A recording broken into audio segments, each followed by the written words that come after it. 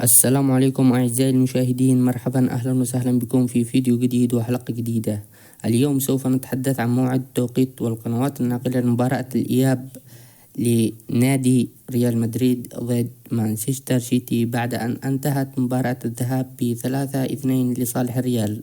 ولكن قبل البدء فضلا وليس أمرا الاشتراك بالقناة ولايك الفيديو، ولا تنسى تفعل زر الجرس ليصلك كل جديد.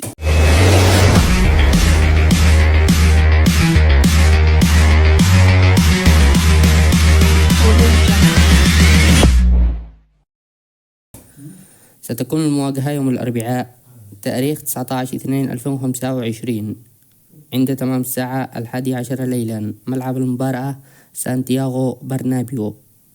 القناة الناقلة BN Sport 1 بتعليق حفيظ دراجي. وصلنا إلى نهاية الفيديو، وانتظرونا في فيديو قادم، وإلى اللقاء.